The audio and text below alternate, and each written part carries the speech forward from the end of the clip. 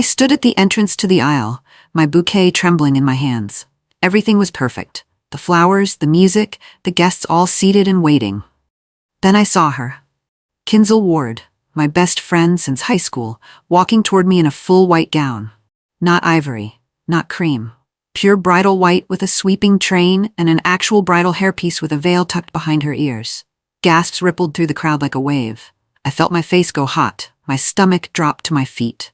Vardy's mother Deirdre sat in the front row, and instead of looking shocked or offended, she smiled. Actually smiled, like this was entertainment she'd been waiting for. I grabbed Kinzel's arm as she passed, whispering urgently, "Kinzel, what are you doing? Why are you wearing white?" She turned to me with the brightest, sweetest smile I'd ever seen on her face. "Relax, Brie. It's flattering, right? Shows how much I support you." Before I could respond, she grabbed the microphone from the sound guy and chirped loudly enough for everyone to hear. "Don't worry, everyone. I'm not the one stealing someone else's man today." The entire room went silent. Then, slowly, every single head turned toward me like I was the villain in this story. Kinzel stood there in her white dress, still holding that microphone, still smiling that perfect smile. She told the entire room that I had stolen Vardy from her. She claimed they had history together, promises made, a future planned. She said it so sweetly, so convincingly, that I watched people's faces change from confusion to suspicion. Murmurs spread through the crowd like wildfire. People were whispering, pointing, staring at me with judgment in their eyes. I looked desperately at Vardy, my future husband, standing at the altar in his perfect black tuxedo. He should have defended me, should have told everyone this was insane, but he just froze. His face went pale and his mouth opened, but no words came out. He looked like a deer caught in headlights, completely paralyzed. Then Deirdre Holt, Vardy's mother, stood up slowly from her front row seat. She was perfectly composed, elegantly dressed, every hair in place. Her voice was calm and cutting when she spoke. "Let's not pretend we didn't all suspect something like this." The room erupted in more whispers. My father stepped forward from where he'd been waiting to walk me down the aisle. The officiant paused mid-breath. My wedding, my perfect day, was teetering on the edge of complete collapse, and I realized this had all been planned. My hands were shaking, but something inside me hardened like steel. I pulled my phone from where I'd tucked it into my dress pocket for emergencies. I walked straight to the sound system, ignoring Kinzel's confused look, and connected my phone to the venue speakers. My voice shook when I spoke, but my eyes were steady and clear. "Since we're apparently doing this, since we're airing everything out in public, then we'll do it honestly." I found the recording I'd saved days ago and pressed play. The entire ballroom filled with audio. Kinzel's voice came through the speakers, crystal clear and unmistakable. "I'll wear white to her wedding. I'll make her look desperate and pathetic. If Vardy even hesitates for a second, I win. If she reacts badly, she looks crazy. Either way, she loses." The room went completely silent. You could have heard a pin drop on the marble floor. I watched Kinzel's perfect smile drop for just half a second before she caught herself and forced it back into place.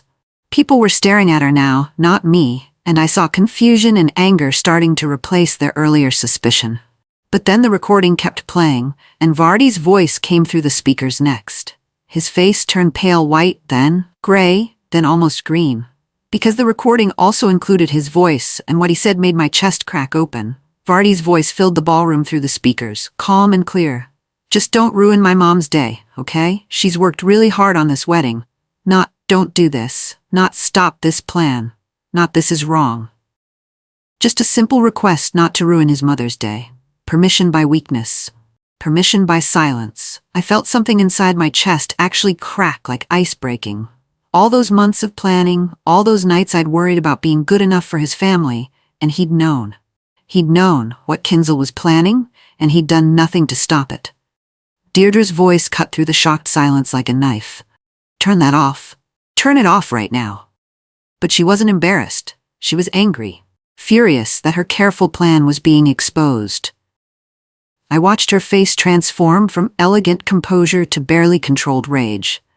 Kinzel suddenly lunged toward me, reaching for my phone like a panicked actor who'd forgotten her lines and needed the script back.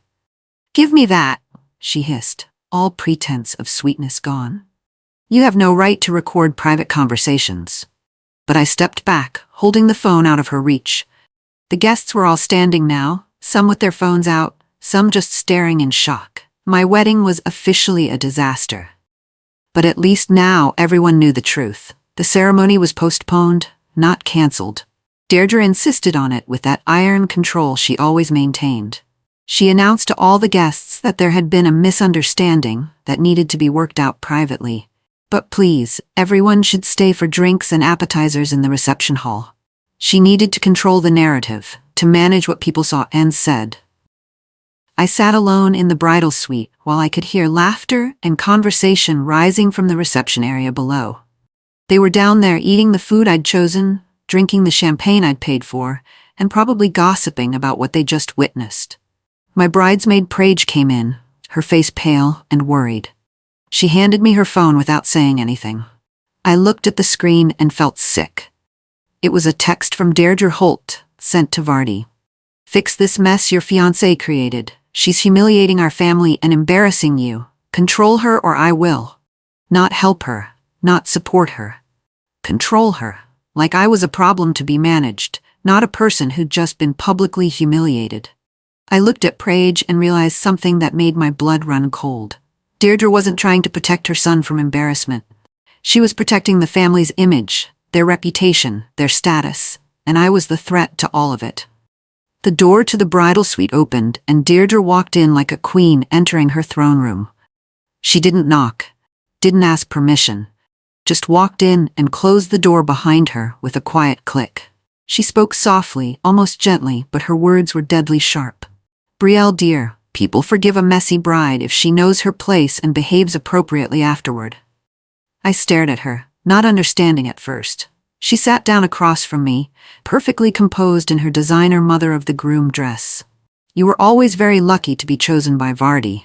He could have married anyone, you know. Girls from better families, better backgrounds. There it was, the classism I'd felt simmering under the surface for months but had tried to ignore. She leaned forward, her voice dropping even lower. Here's what's going to happen. You'll sign the marriage license quietly after everyone leaves. You'll smile for the photographer. You'll post lovely things on social media. Or you'll leave here with absolutely nothing. I opened my mouth to argue, but she held up one perfectly manicured hand. I control the honeymoon bookings. I control the venue payments. Your name is barely on anything, dear. Technically, you're just a guest at this wedding. She smiled then, and it was the cruelest expression I'd ever seen. She stood and walked to the door. Think carefully about your next move. Kinsel cornered me in the hallway outside the bridal suite, tears streaming down her face. But she was crying loudly, performatively, making sure people passing by could hear her dramatic sobs. I loved him first, Brielle. I loved him first, and you knew it. She clutched my arm like we were having an emotional moment between friends. People were definitely watching now, slowing down as they walked past, pretending not to stare. Then she pulled out a small box from her purse, the kind you keep precious memories in. She opened it to show me old photos. I recognized them immediately and my stomach dropped. They were pictures from our college years, group photos, party photos, casual hangout photos. But she'd carefully cropped everyone else out, leaving just her and Vardy in frame, making them look like couple photos, making their friendship look romantic. I've kept these for years, she said, loud enough for our audience, because what we had was real. I grabbed the box and looked closer. She'd even edited some of them, adjusting the angles and lighting to make them look more intimate than they'd ever been. She'd rewritten our shared history, transforming innocent memories into evidence of a relationship that never existed. She leaned close and whispered in my ear, her voice dropping all pretense of tears. I can make them believe anything, Brie. Anything at all. Vardy's sister Marlo pulled me aside into an empty conference room, looking around nervously like she was afraid of being caught. Brielle, I'm so sorry. I need to tell you something. I waited, trying to process everything that had already happened. She took a deep breath. My mom planned for this. She invited Kinsel to wear white. I laughed, a bitter sound. That's crazy. Why would she do that? But even as I said it, I knew it wasn't crazy at all. It fit perfectly with everything I'd seen. Marlo grabbed my hands, her eyes urgent and serious. They wanted you small before you officially became family. They wanted you doubting yourself, questioning everything, feeling grateful just to be allowed to stay. I felt cold all over. Why are you telling me this? Marlo bit her lip, looking torn between family loyalty and basic decency. Because it's wrong, and because I think you should know what you're marrying into. She glanced at the door again, then whispered even quieter. Brielle, why do you think my mom is so desperate to control you? I shook my head, completely lost. Marlo's next words made my world tilt sideways. Because of your prenup, because of what you don't know is in it. My prenup? Vardy and I had signed it months ago. His lawyer had drawn it up. It seemed fair and mutual, protecting both of us. What about it? I asked. Marlo's face was grim. You need to read it again, carefully. I found my copy of the prenup in my emergency folder back in the bridal suite. I'd signed it 2 months ago after Vardy's lawyer explained it was just standard procedure for families like his. Protection for both parties, he'd said. Fair and balanced, he'd promised. I started reading it carefully, really reading it for the first time instead of just skimming. And there, buried in the legal language on page 7, was a clause that made my blood run cold. If either party caused a public scandal or significant embarrassment before the wedding was legally finalized, they would forfeit even the minimal protections outlined in the agreement. Public scandal. Like, for example, playing an embarrassing recording at your own wedding.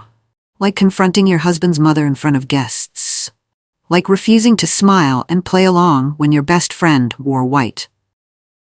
Deirdre had pushed Vardy to include this prenup.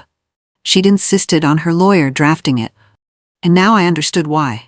They weren't just trying to humiliate me today. They were baiting me into reacting badly so they could claim I'd violated the prenup. So I'd walk away with nothing, not even the small protections I thought I had. Every insult, every public accusation, every moment of cruelty had been designed to make me snap, to make me scream or cry or storm out. And if I did, I lost everything. I sat there with the papers in my shaking hands and realized this wasn't just mean. It was calculated. Strategic. It was a trap. I walked into the bathroom, looked at myself in the mirror, and made a decision. I wiped away my tears carefully, reapplied my lipstick with steady hands, and fixed my hair. When I walked back out into the reception area, I was calm, smiling, completely controlled. I thanked guests for their patience with the delay. I laughed at appropriate moments. I acted like everything was fine, like this was just a minor hiccup in an otherwise perfect day. People seemed relieved. They wanted to believe the drama was over, that everything could go back to normal. I saw Deirdre watching me from across the room, and she actually looked pleased. She thought she'd won, thought I'd learned my place and accepted it. But I had one more thing to check. I quietly found the venue coordinator, a stressed-looking woman named Patricia, who'd been running around all day. Hi, I just need to verify something about our contract. My name should be on the deposit, right? Patricia pulled up her tablet and scrolled through files. Her face changed, confusion crossing her features. Ma'am, let me check on that. Your name was originally on the deposit when you first booked. But... She trailed off, scrolling more. I felt my stomach sink. But what? Patricia looked genuinely apologetic. Ma'am, someone changed the payer details yesterday. The deposit and all payments are now under a corporate card registered to Deirdre Holt. I stared at Patricia, trying to process what she was telling me. My credit card had been replaced with Deirdre's corporate card without my knowledge or permission, which meant legally, technically, I looked like a guest at my own wedding. Not the bride who'd planned and paid for everything, just someone who showed up. How is that possible? I asked, my voice barely steady. Who authorized that change? Patricia looked deeply uncomfortable now. The authorization came through email yesterday, with what appeared to be your approval. Let me pull up the signature. She showed me the screen. There was a signature on the authorization form, but it definitely wasn't mine. The handwriting was similar but slightly different, the loops too perfect, the spacing too careful. I'd seen that handwriting before. On wedding invitations, on place cards, on thank you notes. Kinsol's handwriting. She'd helped me with the wedding stationery, had access to all my wedding planning files and emails. She'd offered to help coordinate with vendors when I was overwhelmed with work. And she'd used that access to systematically remove my name from my own wedding. I looked across the room and saw Kinsel talking to a group of Vardy's relatives, playing the role of concerned friend perfectly. She caught my eye and smiled, a small, knowing smile that said she knew exactly what I'd just discovered. I realized then that this went deeper than I'd thought. Kinsel hadn't just wanted to embarrass me or steal Vardy. She'd wanted to erase me completely. I went back to the bridal suite, my mind racing, trying to remember something important. Then it hit me. Weeks ago, when Kinsel and I had gone dress shopping together, I'd been trying on gowns and had my phone recording voice memos to remember which dresses I liked. I'd forgotten to stop the recording. I pulled up my phone's voice memo app and scrolled back through weeks of saved files. There. A 43-minute recording from the dress-fitting appointment. I'd never listened to it because I thought it would just be fabric rustling and me talking to myself. I put in my earbuds and started listening, fast-forwarding through the boring parts. Then, around minute 37, I heard voices in the background. Kinsel and someone else. I turned up the volume and felt my blood run cold. Kinsel was talking to Deirdre Holt. I hadn't even known Deirdre was at the dress shop that day. Kinsel's voice came through clearly. If she actually marries him, she'll legally own a piece of him. She'll have rights to family assets, family decisions, family everything. We need to stop it before it's finalized. Then Deirdre's voice, cold and calculating. Don't worry, we will. The key is making her doubt she deserves him. Make her feel small. Make her feel lucky. Then she'll accept whatever we tell her to accept. I sat there, earbuds in, listening to them plot my humiliation weeks in advance. This wasn't jealousy or pettiness. This was a coordinated strategy to break me. I walked back out to the reception, still playing the calm bride role, but I watched more carefully now. Kinsel had shifted her strategy. She was going from group to group, table to table, spinning a new version of events. I heard fragments as I passed by. She records people without their knowledge, very controlling behavior. I'm worried about her mental state. She trapped him, I think. People were nodding, some of them looking at me with concern that looked more like suspicion. To them, playing those recordings made me seem sneaky and manipulative, made me look like the problem instead of the victim. I heard one of Vardy's family friends, an older woman named Constance, say loudly enough for me to hear, maybe she did trap him. Why else would a boy like Vardy marry a girl like her? A girl like her. Meaning not rich enough, not connected enough, not worthy. I realized then that the recordings alone wouldn't save me. They just made me look messy and unstable to people who wanted to believe Deirdre's version anyway. I needed more than audio. I needed context. I needed the full picture. And I needed people to see exactly who they'd been defending. I caught Marlowe's eye across the room, and she gave me a small nod, like she understood what I was thinking, like she was ready to help. Good. Because I was done playing defense. It was time to go on offense. Vardy finally found me alone in a hallway, away from the guests and cameras and watchful eyes. He grabbed my arm gently, his face full of desperate pleading. Brielle, please? Let's just finish the ceremony quietly. We'll deal with all of this later, in private, please. He looked so sincere, so genuinely distressed. But not about me, about the situation, about the embarrassment. I pulled my arm away slowly. Deal with what exactly? With your mother planning my humiliation? With Kinsel wearing white? With you knowing and saying nothing? He flinched. I didn't think she'd actually do it. I thought she was just venting. Then his voice dropped, and I heard the real threat underneath the pleading. If you walk away now, my mom will destroy you. She has connections everywhere. She can make your life very difficult. Not, I'll protect you. Not I'll stand up to her. Just a warning that his mother's power was greater than his love. I looked at him, really looked at him, and asked the one question that mattered. Did you ever defend me when I wasn't in the room? Did you ever tell your mother or Kinsel to stop? Did you ever choose me over keeping the peace? The silence that followed was my answer. He looked away, unable to meet my eyes. And I knew. He'd never defended me, not once. He was more afraid of his mother than losing me. More committed to avoiding conflict than protecting his future wife. I was marrying a coward. and cowards don't suddenly become brave.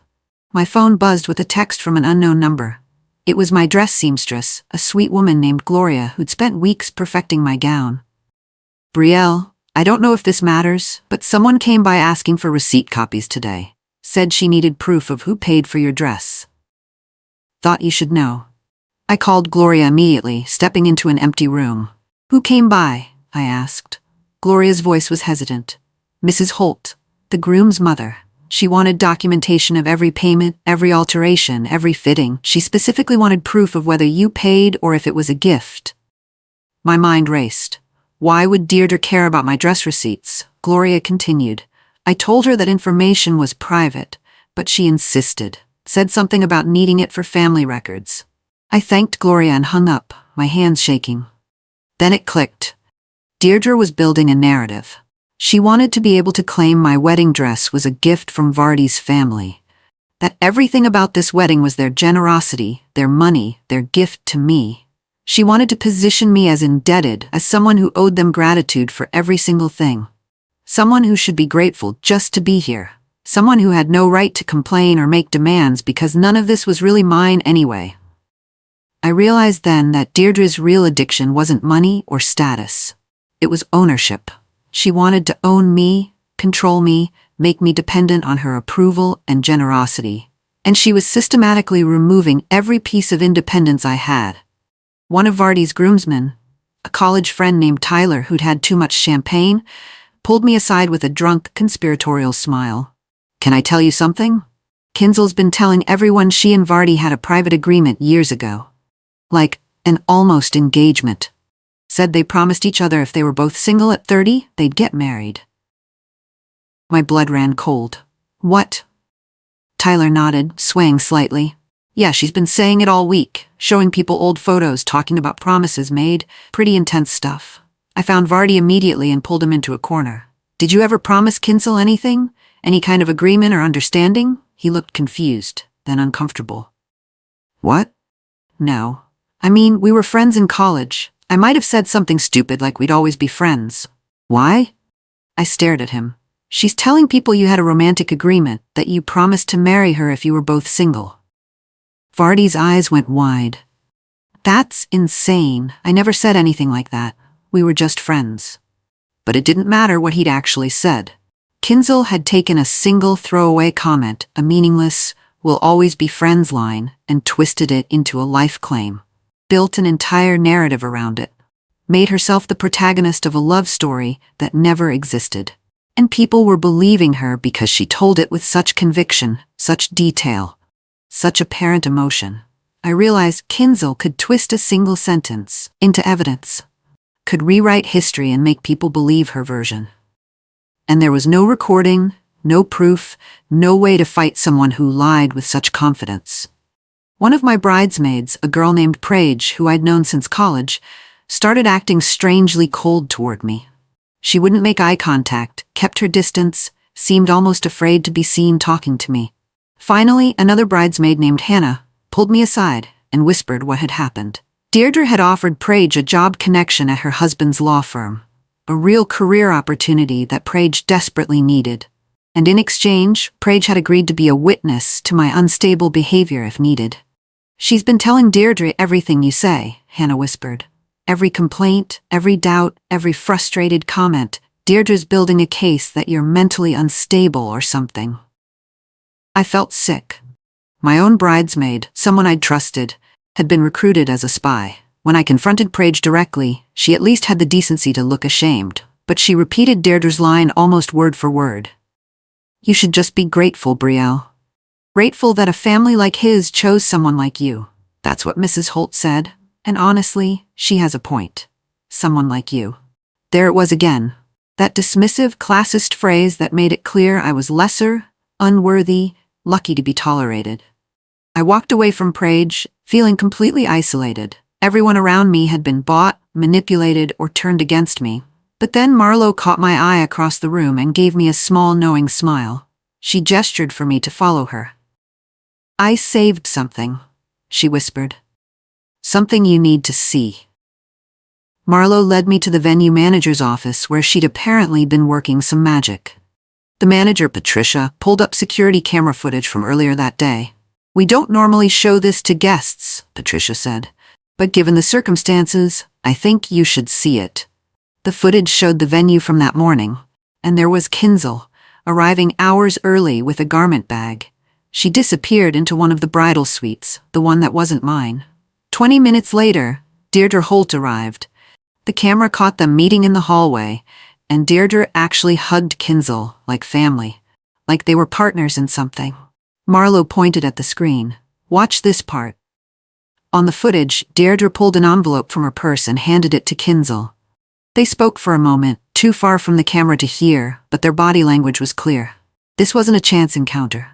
This was a planned meeting. Kinzel took the envelope, nodded, and they both smiled before separating. "What was in that envelope?" I whispered. Marlowe's expression was grim. "I think I know, and I think I know where to find it." We searched the bridal suite Kinzel had used that morning. It didn't take long to find what we were looking for. In the trash can, crumpled but still readable, was a printed document.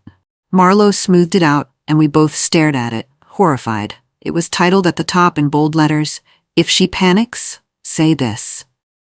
The document was a literal script, a step-by-step guide for destroying me. Bullet points with specific accusations to make, specific phrases to use, specific ways to manipulate the narrative. If she confronts you about the dress, say, "I'm just trying to support you." If she plays recordings, say, "She's unstable and controlling." If she gets angry, say, "This is exactly what I was worried about." Every possible reaction I might have, they'd planned a counter-move. Every way I might defend myself, they'd prepared a way to make me look worse. At the bottom of the page in smaller text was a section labeled "Nuclear Option Trigger Phrase." I read it and felt my stomach drop. If nothing else works, say, "No one else would choose you. You should be grateful he did." That phrase, designed specifically to attack my self-worth, to make me feel small and undeserving, to break me from the inside. They'd studied me, analyzed me, identified my deepest insecurity, and weaponized it. This wasn't just cruel. This was psychological warfare. Planned, calculated, executed with precision. They'd meant to break me on my wedding day, to humiliate me so thoroughly that I'd never recover, never fight back, never dare to stand up to them. I took pictures of the document with my phone, my hands shaking with rage. Marlowe looked at me with something like awe. "What are you gonna do?" I looked at her, and for the first time all day, I smiled. A real smile. "I'm gonna show everyone exactly who they've been defending." Deirdre called a family meeting in one of the private rooms, but she made sure enough guests were nearby to overhear. She was always performing, always aware of her audience. She sat down, perfectly composed, and addressed me like a concerned mother-in-law. Publicly, she was the picture of dignified compassion. "We love you, Brielle. We truly do. We're just concerned about some of your behaviors and choices." She let that hang in the air, implying problems without stating them directly, letting people's imaginations fill in the blanks. Then came the public insult, delivered with such smoothness it almost sounded kind. "You're not from our world, dear. These kinds of events, these social situations, they're complicated. Perhaps you're overwhelmed. Not from our world. Code 4, not rich enough, not sophisticated enough, not worthy." But later, after the meeting ended and most people had filtered out, Deirdre cornered me alone in the hallway. All pretense of warmth vanished. Her voice was cold and threatening. "You'll leave quietly, Brielle? You'll say the wedding is postponed due to cold feet or whatever excuse you want, or you'll leave ruined, completely ruined. I will destroy your reputation, your career, every relationship you have. Do you understand?" I stared at her, refusing to back down. "You can't." She cut me off with a sharp laugh. "Can't I? Watch me." Then she pulled out her phone and showed me a screenshot. My stomach turned. It appeared to show a text conversation between me and Kinzel. One message read, "Once we're married, I'm set. Finally secure." I'd never sent that text, never written those words. But it looked real. I grabbed Deirdre's phone to look closer at the screenshot. The text message looked completely authentic. The right color bubbles, the right font, even the right timestamp. But I knew with absolute certainty I'd never sent it. "This is fake," I said, my voice shaking. Deirdre smiled that cold smile. "Can you prove that?" because Kinzel has the original conversation saved, complete with metadata and everything. How was this possible? Then I remembered.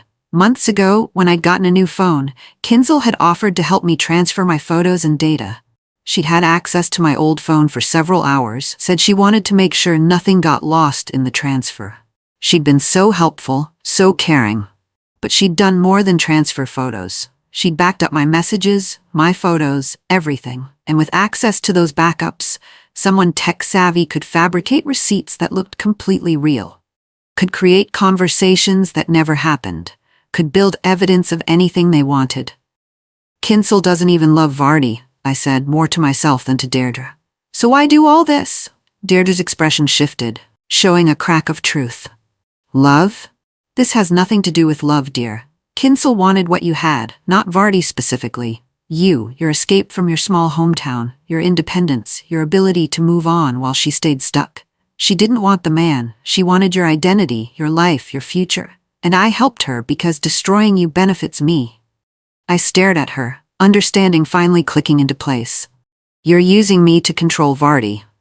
I found Kinzel alone on the venue's outdoor terrace, smoking a cigarette and staring at the sunset like she didn't have a care in the world. When she saw me, she didn't even bother trying to fake concern or sympathy anymore. The mask was completely gone. She turned to me with a smile that was pure cruelty. You want to know the truth, Brielle? Fine. Here it is. She took a drag of her cigarette and laughed. You're not the type men like Vardy marry for real. You're the type they upgrade from. You're the practice girlfriend, the stepping stone, the one who makes them feel good about themselves until someone better comes along. Each word was designed to cut, to destroy. This was narcissism in its purest form, tearing down someone else to build herself up. I don't even love Vardy, she continued, confirming what I'd suspected. I actually think he's boring and weak. But I hate that you got to escape our hometown, got to build a life, got to move on while I'm still stuck there. Still working at the same stupid job, still living in the same stupid apartment. You were supposed to stay stuck with me. The truth was uglier than I'd imagined. This wasn't about Vardy or love or romance. It was about resentment and envy and a twisted need to tear me down to her level. She stepped closer, her voice dropping to a whisper. Go ahead. Expose me. Show everyone that script, play your recordings, tell them everything. Deirdre will protect me anyway. She needs me. I frowned. Why would she need you? Kinzel smiled at my confusion. You really don't know? Kinzel's father is Deirdre's biggest client. He's the investor who keeps Deirdre's husband's real estate company afloat. Without him, they lose everything. Their status, their money, their precious reputation. My mind raced, connecting pieces. So you're an asset to her. Kinzel nodded, looking almost proud. Exactly. She'll protect me because she has to. Because my father won't work with anyone who treats his little girl badly. So even if you expose me, even if everyone knows I lied, Deirdre will spin it. Make me the victim somehow. Make you the villain who attacked a vulnerable friend. I felt sick. This wasn't just about a wedding or a relationship. It was about power structures, about business deals, about wealthy people protecting their own regardless of truth or justice. Later, I confronted Vardy with this information. His face went pale. I didn't think it would go this far, he whispered. Mom said she just wanted to make sure you'd be a good fit for the family. I didn't know about the script or the fake texts or any of it. But he'd known enough. He'd known Kinzel planned to wear white. He'd known his mother disapproved of me. He'd known and he'd stayed silent, hoping it would all work out somehow without him having to choose sides. I realized then that this wasn't a wedding problem or a relationship problem. This was a power structure problem, a system of wealthy people protecting each other, using people like me, discarding us when we were no longer useful. And I could break it without cruelty. I could break it with simple truth. I walked back into the main reception hall, my heart pounding, but my head clear. I asked the sound technician for the microphone, my voice steady and calm. Guests stopped their conversations and turned to look at me. Thank you all for your patience today. I know this has been confusing and uncomfortable, so I'm going to provide some clarity. I didn't scream, didn't cry, didn't let emotion overtake me. I simply connected my phone to the speakers and played two things. First, the original recording of Kinzel plotting to wear white and make me look desperate. People shifted uncomfortably, remembering how they judged me. Then I played a clip from the dress shop recording, the one where Deirdre and Kinzel discussed making me feel unworthy and small. Deirdre's voice filled the room. Make her doubt she deserves him, make her feel lucky, then she'll accept whatever we tell her. The room erupted in whispers. People were looking at Deirdre and Kinzel with new eyes now, seeing them not as victims or concerned friends but as manipulators. Finally, I held up my phone showing a picture of the script. This was given to Kinzel by Deirdre this morning, a literal instruction manual for how to destroy me psychologically on my wedding day. I made sure everyone could see it clearly. The room had gone completely silent. People weren't just feeling drama anymore. They were feeling manipulated themselves, realizing they'd been used as props in someone else's cruel performance. Deirdre stood up, trying one last move. If you walk away from this family, you'll regret it for the rest of your life. I looked at her calmly and said the words that had been building all day. I already made peace with losing what hurts me. Vardy finally stood up then, and everyone turned to look at him. This was it. The moment he'd choose. The moment he'd finally defend me. He cleared his throat, looking around at all the watching faces. This was wrong, he said quietly. What my mother and Kinzel did was wrong.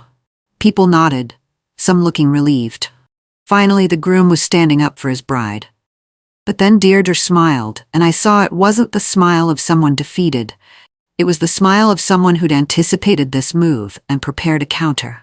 She stood up gracefully and announced to the room, if Vardy marries this woman after she's publicly humiliated our family, I'll cut him off completely. No trust fund, no family business position, nothing. The threat hung in the air. Vardy's face went pale. He looked at his mother, then at me, then back at his mother.